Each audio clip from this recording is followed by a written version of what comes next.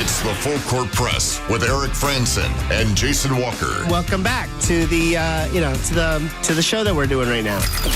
Following the local teams, breaking down the biggest games with in-depth analysis and team interview. Join the show by calling into 435-752-1069 or text 435-339-0321. It's the Full Court Press. Rose, answer. Yes! Caught! Touchdown! They did it!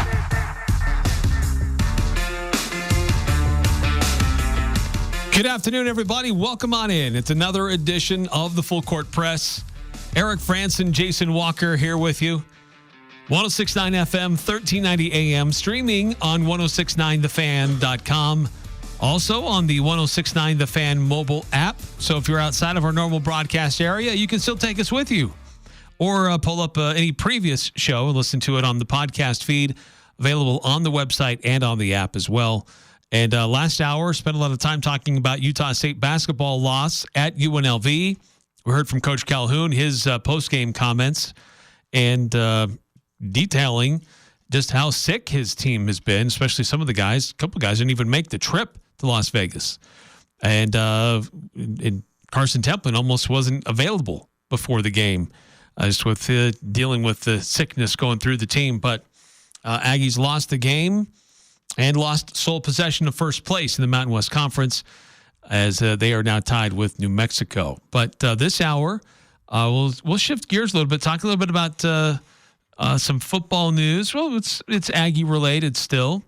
Utah Jazz, they had a tight game, but they finally did it right. A tight game, but they lost. And a way to showcase some of the younger players. Now, earlier, a couple weeks ago, it wasn't that long ago, we were getting kind of frustrated, like, are the Jazz really showing any progress with their young players? Are there any good guys out of this group, either the first or second year guys, that are worth holding on to? And the last 2 weeks, they're maybe starting to show some signs of life here, that maybe they are worth hanging on to and showing some development. So we'll get into that and whether possible trades that are being rumored out there connecting the Utah Jazz. But real quick, wanted to give a shout out. Cora Brendel, former Utah State soccer goalkeeper. She transferred she was a one and done, came from something upstate. I forget what it was called. She was graduate transfer. Started as a goalkeeper pretty much the entire year for the Aggies in their ultimately getting to the NCAA tournament. But today, the Utah Royals, the women's team for the NWSL here in Utah, they announced their training camp roster, and it includes Cora Brendel as a non-roster invite, basically a camp deal. So nothing guaranteed for Cora Brendel, but getting a shot to maybe compete for a roster spot with the local team, the Utah Royals. So shout out to her for that opportunity to try and get into the pros. Very cool. That's always exciting. See these former Aggies go on to do good things, and so we'll be definitely keeping an eye on that.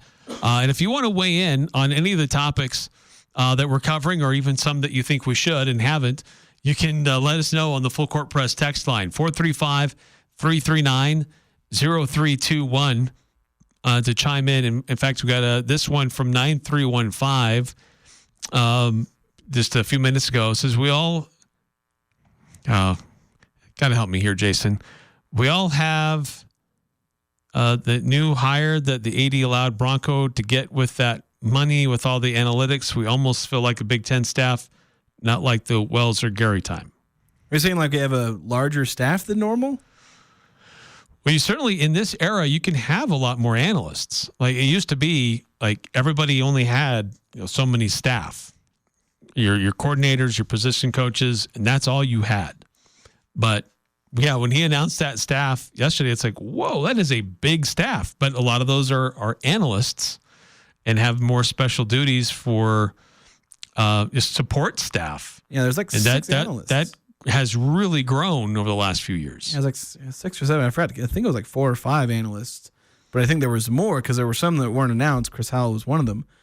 So yeah, there's a bunch of them. But yeah, I mean the assistant coach pool is way bigger. So I mean, sure you could pay a lot more money to your offensive and defensive coordinators. I'm sure those guys got a hefty raise over what they were making at their previous stops. Kevin McGinn at San Jose, and then Howell at New Mexico, but also a chance to hire a bunch more offensive and defensive analysts, guys that can help you out with your film study, provide just another, they say two heads are better than one, so why not have 6 or 7 of them in there, all giving their opinions, all giving their thoughts, just having more and more people that can go out there and do some of the legwork that you need. I don't know if they're allowed to help with recruiting or not. Yeah, I don't think they are, and some of them aren't allowed to do things on game day itself sometimes. Yeah, a lot of it is it's just kind of more and more help behind the scenes and at practice, just with that game planning, with the coaching and all those different things, helping to manage. Because as a head coach, your most important duty is learning how to delegate properly. That can honestly, as a head coach, that tends to be your best quality if you're a good coach. Obviously, you got to do some things yourself, but if you're a really good delegator and a really good hirer of coordinators and assistant coaches, you're going to be a good coach. Right. Yeah, true. Good point. But before we go much further, Jason, we need to break in. We've got some breaking news. We've got some significant breaking news tonight. We got some breaking news. The latest in conference realignment on the Conference Realignment and Expansion Show. I don't know if I'd call this breaking news, Eric, because what we're about to talk about, I should clarify, unless something has changed in the last hour since we've been on the air, it is very firmly in the randos on Twitter reporting it stage. Yes. Maybe just a highly wishful thinking among certain camps. It's the guys with like 40 followers that, they're football scoops, online, and they have like 40 followers. And they're saying, sources tell me. And it's like, sure. That one guy you happen to know in an athletic department told you. It may or may not be true, because randos on Twitter sometimes get things right. True. Because randos sometimes know people in the athletic department. And some randos, end up in everyone's DMs to try and learn things. And so that's what we don't know on this one. But we'll pass it along all the same, I suppose. But the post, which has been circulating around today, sources, Texas State University is expected to join the Pac-12 conference as its 8th full member and 9th member overall. I'm told an announcement will be made once the Pac-12 has all the other universities they want. The targets that we know: Memphis, Tulane, UConn, UNLV. And see, there was a bunch of much ado potentially about nothing, because there was a podcast, I think, where I forget the names of the people involved, but they were saying that the Pac-12 was dang near close to bringing in somebody that would have, like, quote, sent shockwaves or something. Yes. And some people suggested that was UConn. Others, I think, said it was like St. Mary's. Somebody was trying to say it would be Utah. Yeah, and I think that's ridiculous. That's not going to happen. Utah's not leaving the Big 12 for the Pac-12. No. That's ridiculous. But UConn almost kind of makes sense for like that to have been a discussion, especially because there were some ties to him before. And I know UConn is certainly really happy, I'm sure, about being in the Big East in basketball, and I'm pretty sure just about every other sport, because it is a high-quality basketball conference.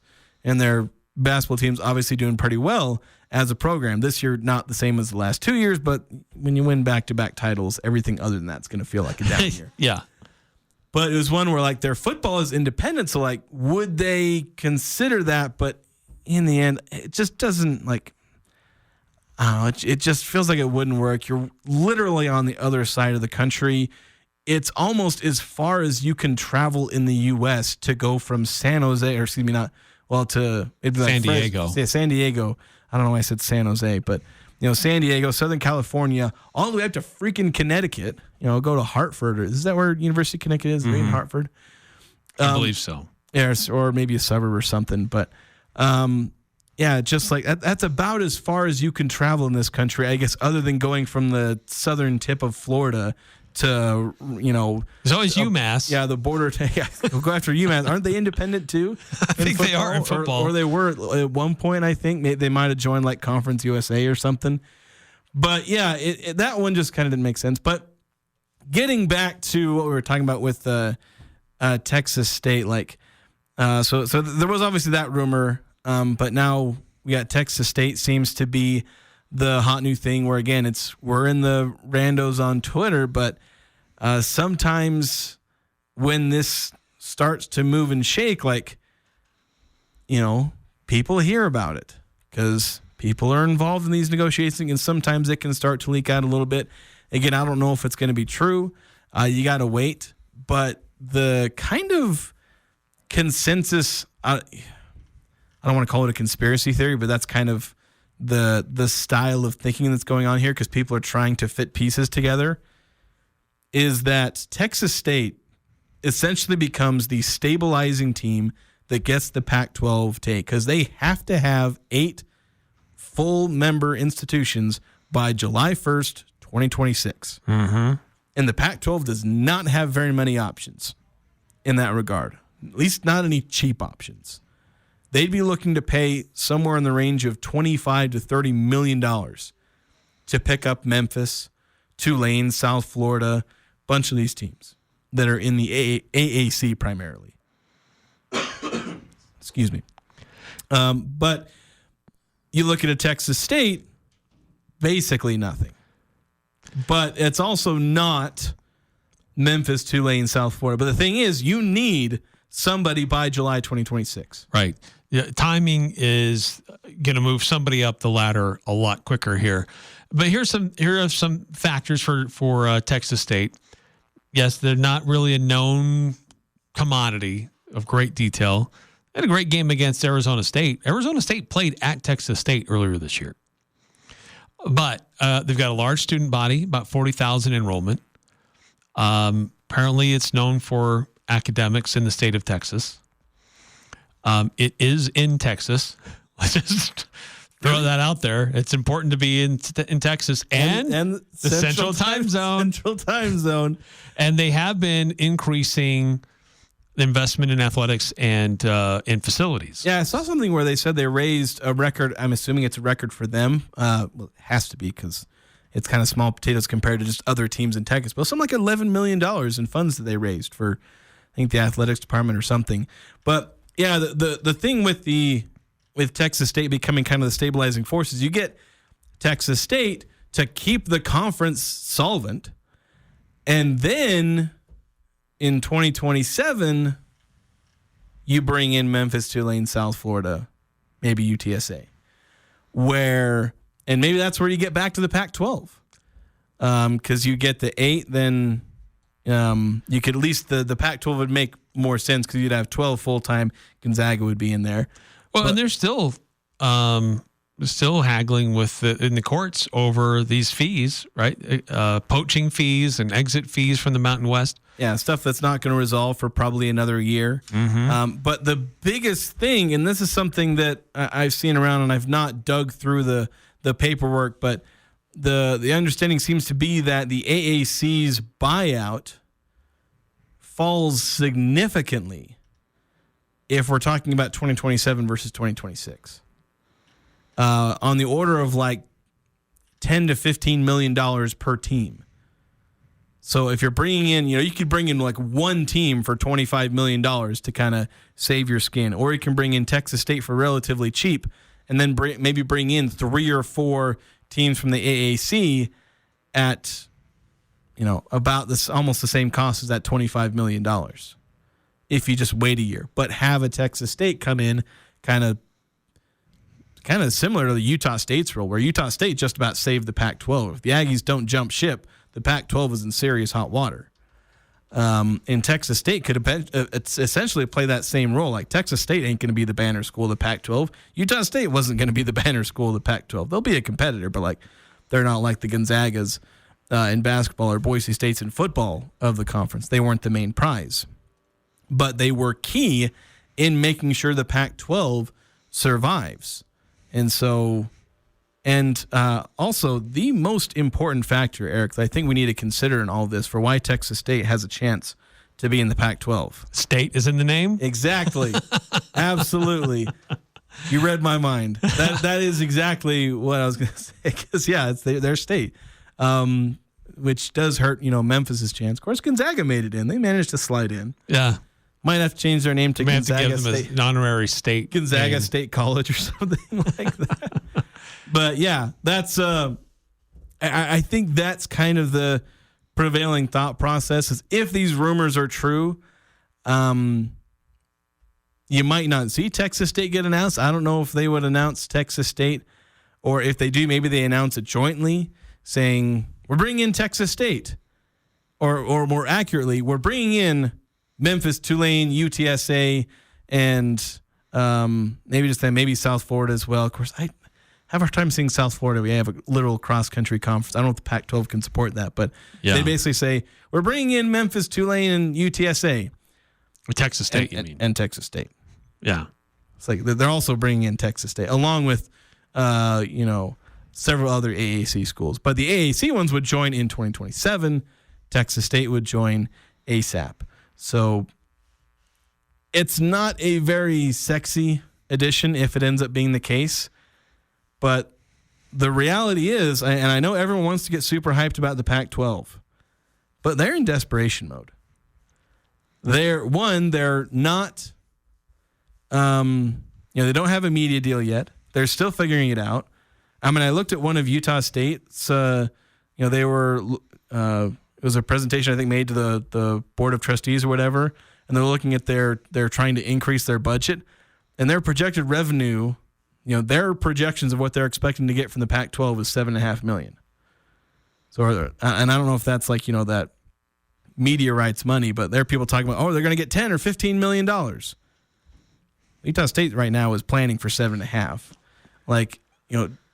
So don't, count all the money before it's here, and don't count the members before they're here. Cause the Pac-12 was up against a wall. And if you want this conference to work, you got to make something happen. And right now we know they're trying to scrounge up as much money as possible, but they may end up having to bring in little old Texas State to save the conference, much like they had to bring in little old Utah State. Of course, Utah State's not exactly little, but yeah, because they had a lot more. Yeah, you had a lot more reason to add Utah State than you do Texas State. But it's a similar thing where Utah State, as I said, kind of saved the Pac-12 by jumping ship. They were a quality add in basketball and a solid potential for football. They're not living up to it right now, but solid potential there. Texas State doesn't have those same things. They don't have the history that Utah State does in basketball or football. But you got to have somebody that's willing to come, and you got to have somebody in the Central Time Zone, because that's the other most important factor. No, those are the criteria. For those who don't know where Texas State is, I know we've mentioned them from time to time. They're in Texas. They are in Texas. They're in the Central Time Zone. They are right in the middle of Austin and San Antonio. Actually, a little bit closer to Austin. Like just in some kind of suburb town between those two? Yeah, if you call it that. I mean, they're about 50 miles from the interior of San Antonio. Of course, those towns, they may actually technically be in those towns because those cities are enormous geographically. Yeah, San Antonio is massive. And then they're about 30 miles outside of Austin. So they're closer to Austin. They're probably about similar 30 miles to the San Antonio metro. But that's kind of where they're at. They're in the middle of both of those. Yeah. Right now, their athletics budget is like similar to San Jose, I think. So, again, that's where we're talking about them not being the sexiest edition. This isn't a high-quality edition. They'll try and sell it as much. And you can sell the potential Central Time Zone. It's in Texas. They've had some record-breaking fundraising. Currently 162 in the net for basketball. Yeah. Men's basketball and football programs that look like they have potential to be on the rise. But all in all, the Pac-12 is desperate. It's not like this adding Texas State would ruin the conference. Every conference has a bottom feeder. The Big Ten has Rutgers. The SEC has Vanderbilt. You're going to live. Right. This is about recruiting and Central Time Zone. Yeah, you can have recruits see their families can see them play in Texas State. That's maybe that's the thing. Say, all right, we got recruits in Texas. All right, San Diego State, you're going to play Texas State. Oh, all right, half my team can have their families watch them. That's right. That's the way it was for Utah State every time they went to Texas. Half the team, their families there. Because you always had it was always the running backs too. Like most of the running backs seem to come from Texas. Yeah. So that's kind of the latest news there. It's not really news. But it's randos on Twitter reporting it and saying they have the sources. Yeah. UConn being a full member would send shockwaves. It would. That's why I was. UConn needs a home for their football program. Yeah, they do, and it's why it feels like they might eventually move. Like the AAC feels like, the ACC feels like something that they might be able to pull off, especially if like Clemson, Florida State dip. Of course, I don't know if UConn would want to join the ACC if that ended up happening, but I don't know. Who knows? I just don't. It's why I'm skeptical about South Florida. Like, I don't think like the Pac-12 can support a cross-country conference because you have the Big Ten doing it. But the Big Ten that's already a bit of a problem for them. That's going to be a long-term issue, and they're getting like $40 million a school or whatever it is. The Pac-12 is going to maybe get $10 million per school to have these programs funding. Maybe help the travel, and like you're already stretching it with Memphis if you end up adding them, and it's why having a Texas State or a Tulane and whatnot, like if you can have a little Central Time Zone bubble that kind of eases the pain a little bit. I think that would help. And Pac-12 should probably go to like divisions or something like that, maybe some of the sports, because then they can focus on not having as bad a travel in some of the sports. Yeah, it would seem like you would need something in the middle, something grouped together outside of the mountain time zone. Yeah, because you got everything, of like Central Colorado and West, and then suddenly you have someone out there in Tennessee or in, middle of Texas, Central Texas. Like, I feel like you need a bit of a bubble there in that, Texas, Tennessee, Oklahoma-ish area. I know those states aren't touching each other, but they're relatively close to each other. Yeah, short flights and even maybe long bus rides. Yeah. But that's the latest, and a couple different places kind of picking up on this, trying to report it. But the clock is still ticking. The Pac-12 needs to find another football school, and will they add them along with others? Will they add them before and start to get the media deal figured out a little bit closer? So don't know, but the clock continues to tick. All right, coming up next here on the Full Court Press, Utah Jazz. Are there young guys starting to really finally come through as legitimate NBA players? Or are they only shining because they're playing against other scrubs in the NBA? And could there be trades in the works involving the Utah Jazz and some of their players? We'll discuss next what some of those rumors are saying here on the Full Court Press. This is Catherine Buse with Cache Valley Bank, and we understand that concerns about fraud can weigh heavily on you. Your peace of mind is important to us. That's why we're committed to looking out for you and your family. Our team keeps a vigilant eye on your account. If you ever have concerns or need support, we're just a call or visit away. Whether you need advice or just someone to talk to, our friendly staff is ready to help. We're more than just a bank. We're your neighbors, and we care about your security. Visit your local branch today. Cache Valley Bank, member FDIC. Hi, I'm Jay Broadbent with Alpine Home Medical. This is a story that came to us from a real customer, and I wanted to share it with you. I'm a new CPAP user. The only thing I knew about CPAP when I walked in the door was that I didn't want to wear one. The introductory class with the respiratory therapist at Alpine was great. I left feeling confident and less intimidated by the whole process. We love hearing about your experiences. Visit us online at alpinehomemedical.com.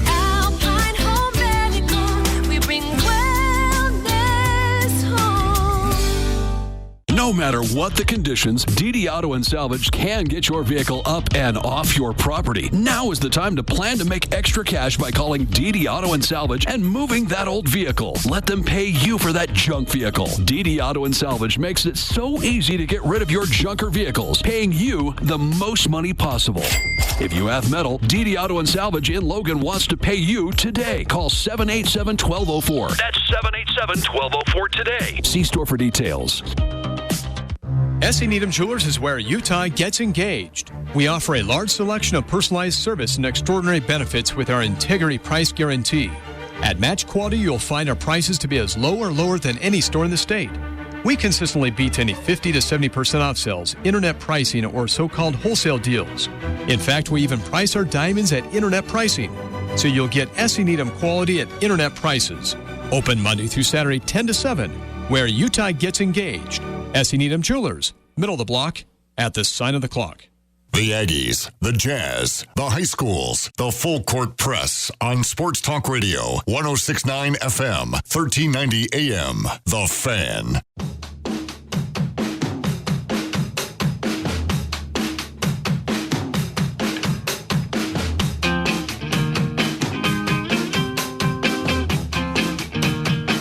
Welcome back to the Full Court Press.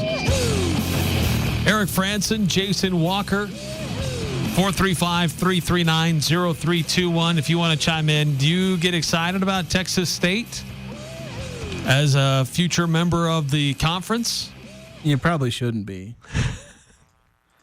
Again, the only excitement for adding anyone other than like Memphis or one of the AAC schools or maybe UNLV, like the only reason to get excited would be the fact that the Pac-12 would not fall apart. Right. That's the only saving grace that the only positive thing you would have to say about anybody that isn't one of those schools. Because if you're the Pac-12, the whole point behind the Pac-12 doing what it is currently doing is so that it wouldn't have teams on the lower end of the G5 or mid-major spectrum. That was the whole point. That's why you didn't just merge with the Mountain West. If you're going out there and getting a Texas State, like, you failed at what you were trying to do. Maybe not entirely, because you still got Gonzaga, and if you end up adding Memphis and some of these other schools on top of that, like, it's not a total failure, but then you go back to being like, well, why didn't you just merge with the Mountain West? Or why didn't you take more schools from the Mountain West when you initially, took a bite out of the Mountain West and maybe tried to dissolve the Mountain West, and then you end up having to pay way less money in poaching penalties. You don't have to file a bunch of lawsuits to try and get out of it. So again, it feels like the Pac-12, while they have the upper hand in a lot of ways in the fact that they're expected to get a much better media deal, they're going to have the best G5 mid-major media deal. They're going to have the best overall rankings for like the net in their basketball program. They're going to arguably be the best football. The AAC is going to kind of contend with having the best football conference with the Pac-12, but at the very least, the Pac-12 will have a good argument to be the top, next best, group of six and all that. So, like, they'll have the upper hand there, but they won't have gotten that total victory that I think would have been a lot better if they'd played their cards a little bit better. And, I know as you said a lot, let the Mountain West kind of gather their resources and then shut the Pac-12 out of getting more teams out of the Mountain West, particularly UNLV and maybe even Air Force. So that's why it's frustrating when you see like rumors they're going to add Texas State. It's like that feels like a bit of a failure on the part of the Pac-12. Because the Mountain West seems to be finding schools to add to their roster, and we're thinking, okay, those aren't really that sexy, but at least they're trying to create somewhat of a healthy league. Yeah. At least we see movement. We see them getting pieces together to shore up their defenses, more or less. Yeah. But again, the Mountain West, their whole thing is they have to be in that desperate where it's like they get anybody they can get. They have to add a UC Davis. They have to add like these non-football schools, then a football only. Like you have to add these. Like The Pac-12, their, non-football school that they added is freaking Gonzaga. Yes. Like, that's not the same as you adding UC Davis or Grand Canyon. Like, it's adding freaking Gonzaga. Like, the Pac-12 was meant to be a level above, and they would only add schools to keep them a level above. Take the best of the G5 and mid-major teams and try to create this pseudo Power 5 high major football basketball conference. And they kind of failed at that. And if they have to add someone like Texas State, that's going to feel like a bit of a failure, because maybe you could have instead, if you played your cards right, you could have had a UNLV instead, someone that's closer, fits better geographically. I know they're not in the central time zone, but they have a lot of potential there. Much like with Utah State and their football program and Colorado State and a lot of their whole athletic department, there's a lot of potential there. And if you inject some money in that, and, having a good conference overall, the rising tide can lift all ships. But they're not going to raise Texas State that much higher. And it's also why, like, there's Sacramento State, they're maybe trying to convince the Pac-12. That was never going to happen. The Mountain West didn't even want Sacramento State for all the overtures they're trying to make. Yeah. Like, there was just a higher class that the Pac-12 was shooting for. And Texas State isn't that. It's why they didn't just pick up Wyoming and New Mexico for all the, before I said why didn't the Mountain West and Pac-12 just merge, but if you're going to pick up Texas State, then you might as well have just merged. Yeah. Right. Yeah. That's kind of what it would look like. If that's what you're settling for, then why did you run away from New Mexico or San Jose? Yeah. And you still could have shut out you needed 9 of the 11 or something like that? Was that to dissolve the conference?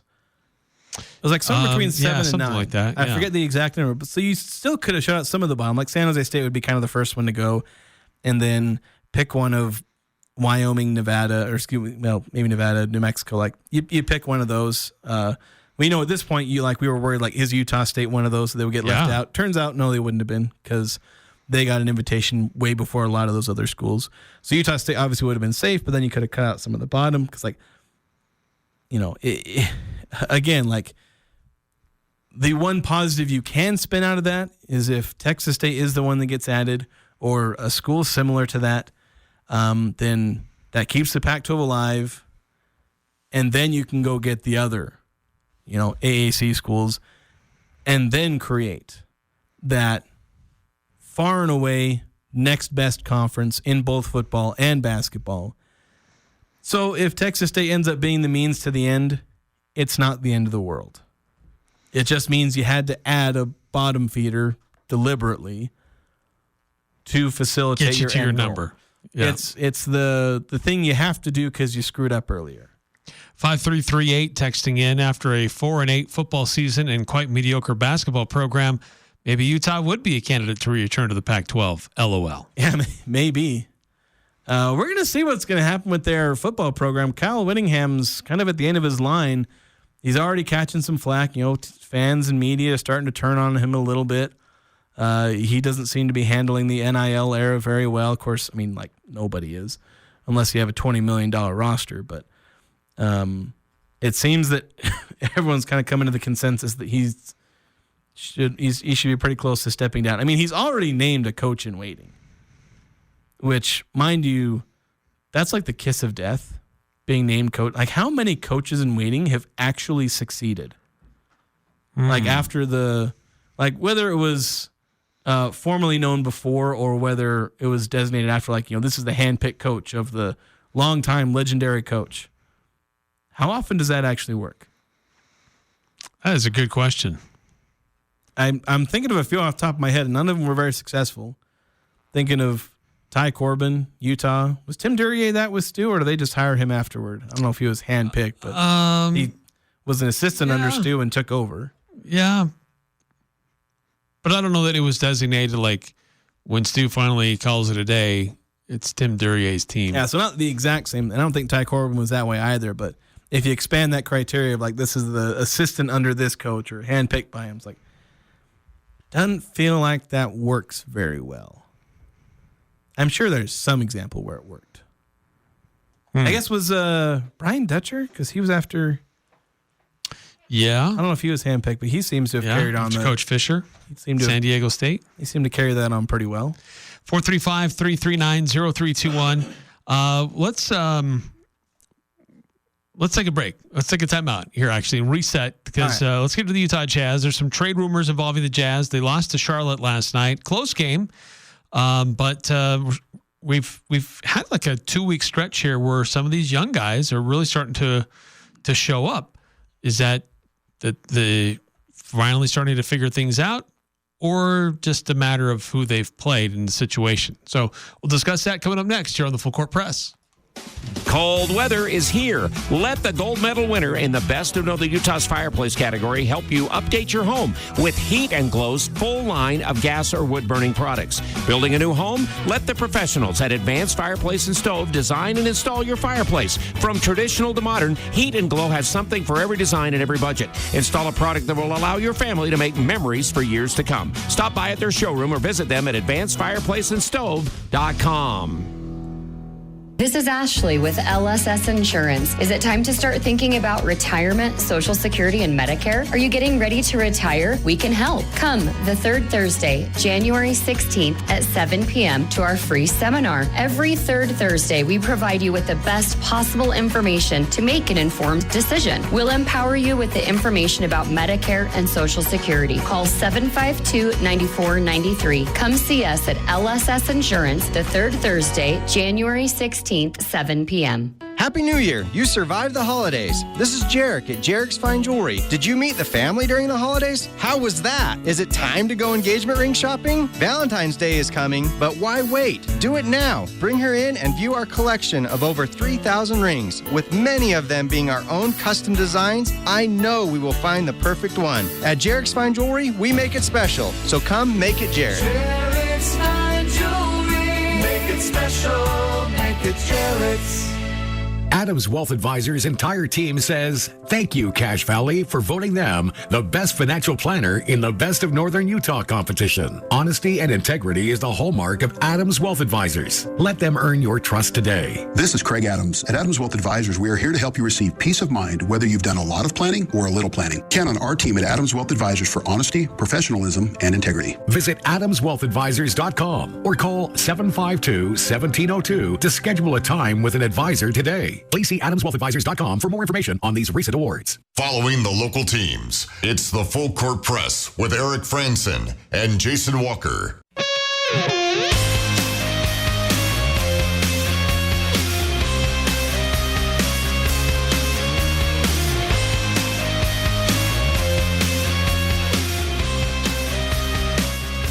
Aggies weren't the only team in action last night from the state of Utah.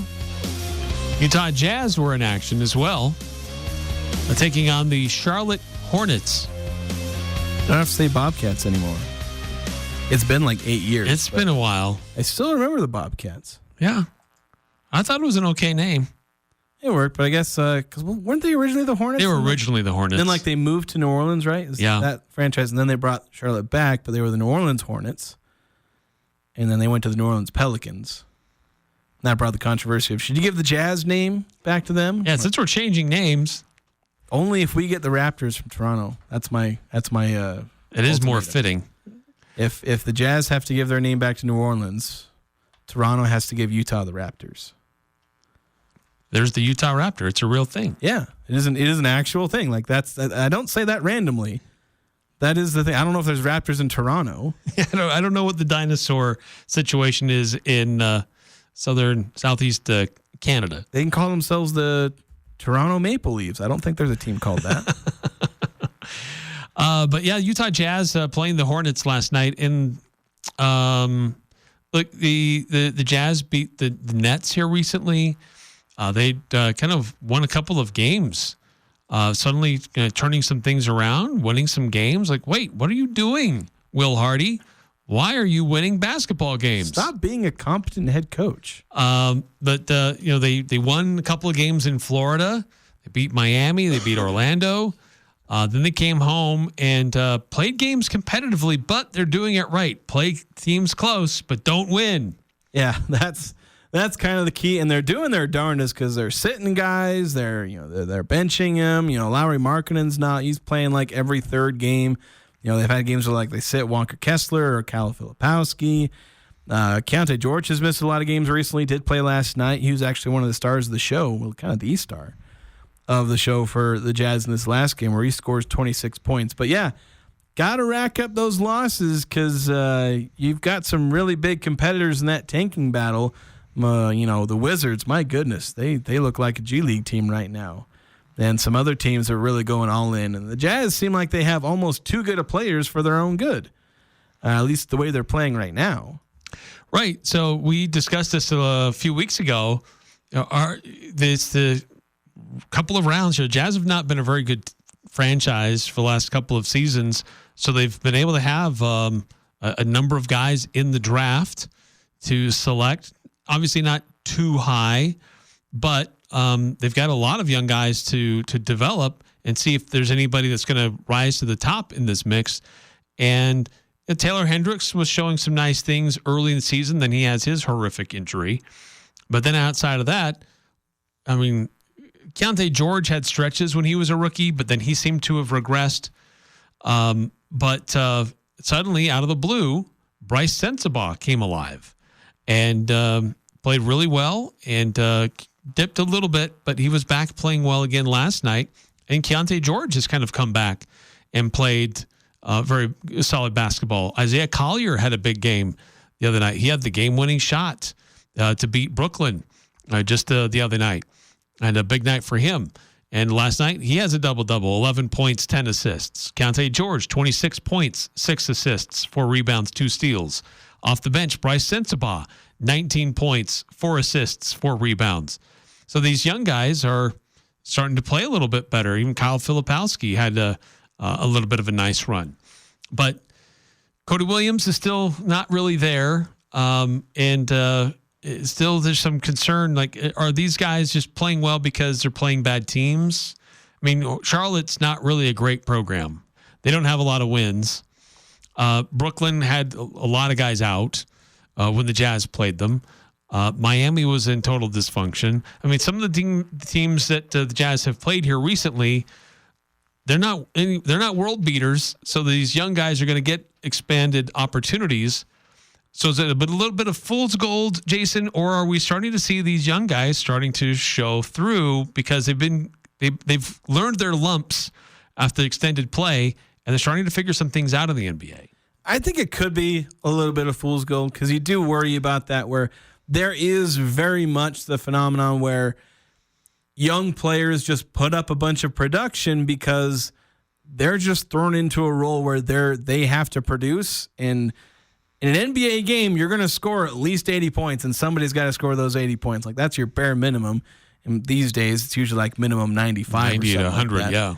But, somebody's going to score those points. Somebody's going to produce those. And if you're just throwing a bunch of young guys into the fire, well, they're going to average 15, 16, 17 points a game. And that's why a lot of times I hone in on efficiency. It's why I hone in on, where are the games where they put it all together, as opposed to just always scoring 12, 14 points because somebody has to do it. Are they doing it in an efficient manner? Sometimes is it against good teams? I mean, everybody in the NBA is good. There's no easy nights. So the thing that has me a little more excited is when I look at Keontae George. Going back to the beginning of December, he's been a lot more efficient. He's under 40% from the season from the field, but since December 1st, a sort of arbitrary date. That's about when he started, he was having some pretty rough games, but pretty much right around December 1st. And since then, he's been at about 44% from the field, which is a decent number for a perimeter guard where you're taking more three-pointers. It's hard to average like in the high 40s if you're a volume three-point shooting guard. Because you're going to, he's taking 7.5 threes per game, but he's shooting 37% from three, which is a pretty solid number. So he's been pretty efficient, and he's averaging 5.5 assists. He does have the 3.5 turnovers, but that's, a workable number for a point guard who's averaging 17 points, 5.5 assists. You're going to have a few turnovers. You look at Isaiah Collier, smaller sample size, but I looked at the last 4 games. 52%, almost 53% from the field, 36% from three, 8.5 steals. I keep saying steals instead of assists for some reason. 8.5 assists per game over the last 4, at least 7 in all 4 of those games. 11, almost 12 points per game. 3 turnovers. So 8.5 to 3. Assist to turnover ratio. That's pretty darn good. Yeah. So he's looking like a pretty good playmaker. Again, small sample size. Like the rest of the season, he's been awful in shooting percentages. Like, just a few games ago, earlier this month, he had a game where he went 1 of 8, and the next game he went 1 of 6. So we're looking at a bit of a smaller sample size these last 4 games, but maybe it's a bit of a corner he's turning. And it's only been the last 6 games that he's been in the starting lineup. It was his first game in the starting lineup that he went 1 for 8. Then the second game he went 1 for 6. But in the next 4 games, he's been shooting 50+%, and 36% from 3, and having a bunch of assists. Of course, he did have 9 assists in the one game where he went 1 for 6 from the field.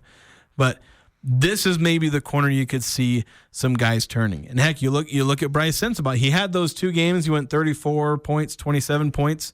And then Danny Ainge told him that he was sick, so he had to sit on the bench for 3 games. And he comes back, he scores 16 points. Not the greatest efficiency there, but in the next game, 19 points on pretty decent efficiency. So he seems to be keeping up some of that production where he's getting more minutes, and he's producing, and he's been decently efficient the last 4 games, interspersed by the 3 games that he missed. Because tank, you can't have the guy who suddenly went off for 34 and 27 keep doing that, because then it might ruin the tank. Right. But yeah, we're seeing better things from the rookies or second or third year players, whatnot, in these games. That's not even to mention Kyle Filipowski, who's just kind of constantly plugging along, getting around 10 points and around 10 rebounds every game. And then Walker Kessler, who's getting around 10 points and around 15 rebounds every game and 2.5 blocks. So we're seeing good things, good production, good efficiency. Some of it may be against lesser teams, so maybe it'll kind of go away if they start playing good, when they start playing good teams against, not if, it's when. But it's nice to see them be efficient in this case, because it's at least a sign that they're not just going to be these young guys that are thrown into the fire and then eventually just get cast off when the real rebuild happens. Mm-hmm. When they finally get, if they finally get their star player in the draft. These are the kind of guys that just get forgot. Because, you remember the whole Core 4 thing with Gordon Hayward and Derek Favors, Dennis Cantor, and Alec Burks? How many of them survived until the next actual, surge by the Jazz? That was the Donovan Mitchell, Rudy Gobert era. Everyone else was gone. Favors was kind of there for a hot minute, but then they packed him off with a first-round pick to Oklahoma City. Yeah, it's not that Hayward wasn't worth keeping. He left under different circumstances. It was a little different for Gordon Hayward, but you look at, I guess, 3 of those guys plus Trey Burke, they were supposed to be these are the guys you build around. That's your future. It wasn't, because that's just, and it happens with every team. The Jazz weren't unique in that sense. You have these young guys. These are the guys. They're going to develop. They're going to be bad, but in 4 or 5 years, they're all going to be good. No, what happens in 4 or 5 years? You get rid of them. Because the NBA is a heartless machine. Right. You just hope that in the volume of guys that you draft, that maybe 1 or 2 of those guys become rotation players. Yeah. Because that's what Derek Favors did. Maybe Walker Kessler becomes kind of like that. You did have Gordon Hayward, who survived that to become a star. I don't know if anybody on this team right now fits that bill of maybe becoming that. I mean, Lauri Markkanen's already kind of that, so he doesn't really, that comparison wouldn't really fly, but that's the kind of thing to remember about these rookies. They may be good, but the odds that they stick around aren't that great. But celebrate them while they're here. Root for them. They're Jazzmen. Hopefully they'll be able to have good careers. It just may not be with the Jazz. Just be prepared for that. So if the franchise is serious about preparing for the draft, do they need to be more concerned about some of the veterans that they have, or even some of these players that are starting to show out, and spinning out some of these players to get more future value and future capital at risk of getting a team together that can actually win games? I don't know.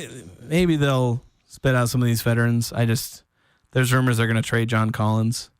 If they can pull it off, sure. At this point, if they're going to trade somebody, it's going to be to tank because they're not going to get any good value out of these players. Nobody's buying. It's not a seller's market. Nobody wants to give up good assets for anybody unless it's a superstar. Yeah, this second apron business has gotten teams a lot more tight with their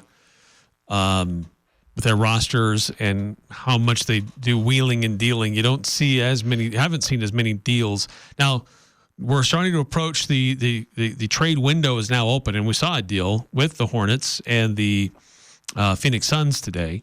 But it's a small time deal. It's Nick Richards. It's nothing major.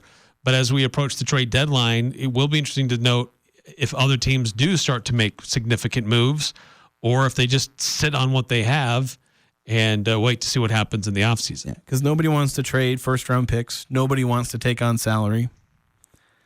It's kind of the second apron has frozen the trade market for the most part.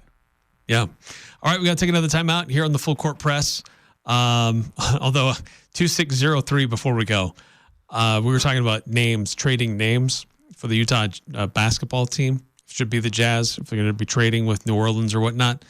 2603 says, I still think we should give Jazz back to New Orleans, and Utah should be the Goblins or the Salties. Your franchise naming privileges have been revoked. 2603. The Salties or the Goblins? Their logo is going to be a saltine cracker. Or a California seagull. Yeah, we're going to name the team in Utah after a California bird. Throwing up. Yeah, that'll be the logo. A seagull vomiting cricket. Mormon crickets. Cricket on the shoreline of the Great Salt Lake. There we go. I like that. All right, a quick timeout. When we come back, pick 6, the things we think will happen this weekend. It's cold outside, but you can keep warm inside with a quality-built, super-efficient York furnace. Count on a furnace from York because it's backed by the strongest warranties available. It's just another way we install confidence. Call Advanced Heating and Air Conditioning, your local York dealer, at 752-7272. Online at advancedheating-ac.com. York, install confidence. We're not comfortable until you are. Advanced Heating and Air. Are you looking for compassionate and reliable care for yourself or a loved one? Look no further than Aegis Home Health and Hospice. I'm Tom Sherlock, a licensed social worker, part of the dedicated team of professionals committed to meeting the needs of our community. Voted best in Northern Utah 2 years in a row, we pride ourselves on delivering exceptional service that you can depend on. We're here to ensure comfort and dignity every step of the way. When it comes to your health, choose the agency that Northern Utah trusts the most. Choose Aegis. Visit myaegis.com or call today 435-723-9000. This is The Odd Couple with Rob Parker and Kelvin Washington. The whole package is bad. Al Michaels, an all-time great NFL announcer. God awful. Just awful. The whole thing. We don't need it. Can we get rid of Thursday Night Football? With Rob Parker and Kelvin Washington. Weeknights from 6 to 8 on Sports Talk Radio, 106.9 FM, 1390 AM. The Fan. Hi, Cache Valley. This is Dan Newmeyer at Blue Sky Restoration, formerly ARS. Do you know what to do if you are experiencing water flooding inside your home? First, make sure everyone is safe, turn off the water, and call Blue Sky. Do you know where the water shutoff is at in your home? If you don't, call Blue Sky and we'll send out a representative for free to help you find it and tag it so you can be prepared if an emergency arises. Remember Blue Sky, restoring your property and your life for a brighter tomorrow. The Aggies are #1 here. The Full Court Press. Connect with us on Facebook, Twitter, and online at 1069thefan.com.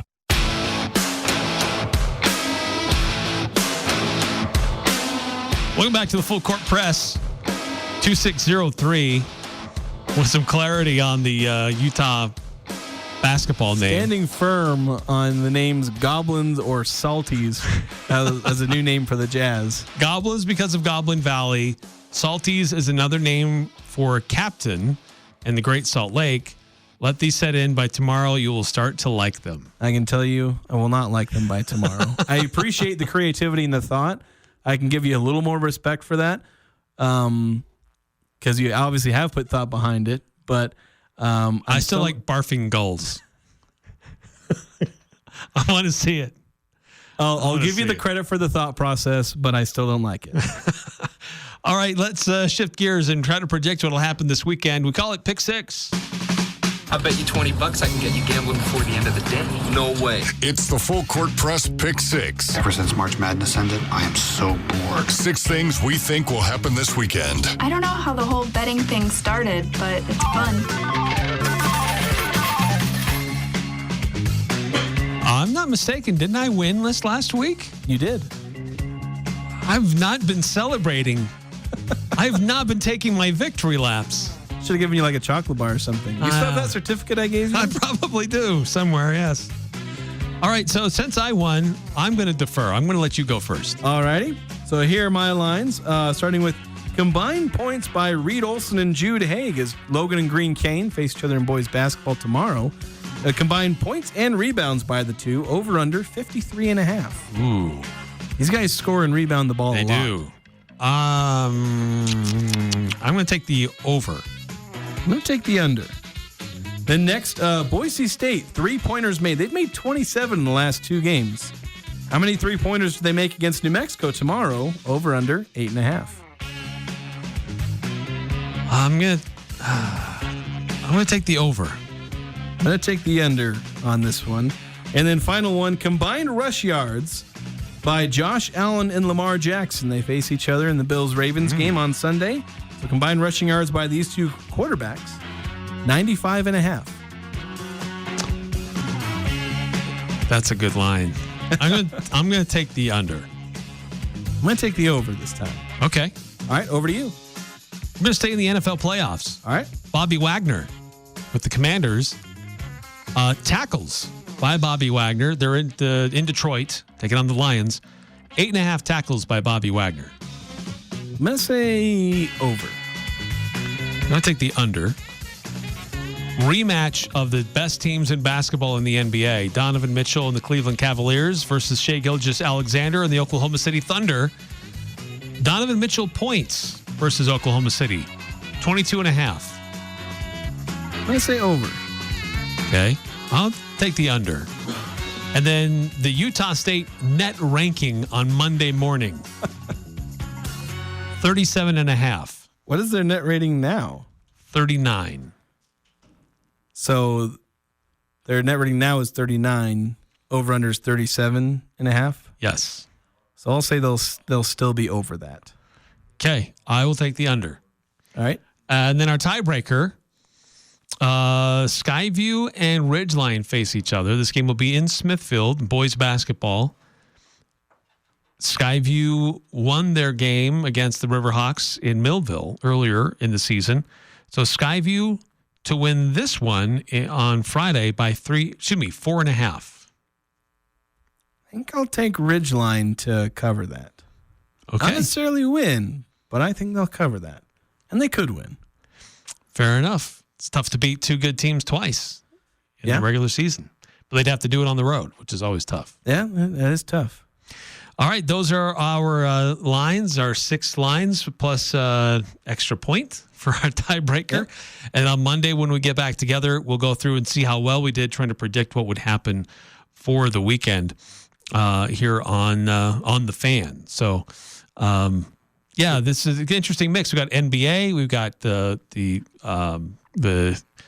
NFL playoffs, high school hoops. I was wondering for a second, I didn't have a chance to do any Utah State basketball lines, but I still came up with a bunch of them, and I didn't even really dip much into Mountain West basketball. I did have the one line, but could have gone a little bit deep. Of course, none of the other games are really that interesting. Boise State, New Mexico is kind of the one interesting one. And that's tomorrow, right? Yeah, that's tomorrow. There's a couple of games tomorrow and then 3 games on Saturday, I think. Yeah, pretty spicy showdown in Albuquerque.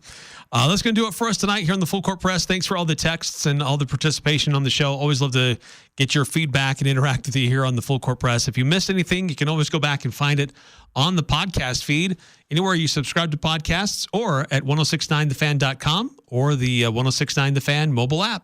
The NFL. Touchdown! On Sports Talk Radio. I've been waiting a long time, for this moment. KLGN Logan, 1069 FM, 1390 AM.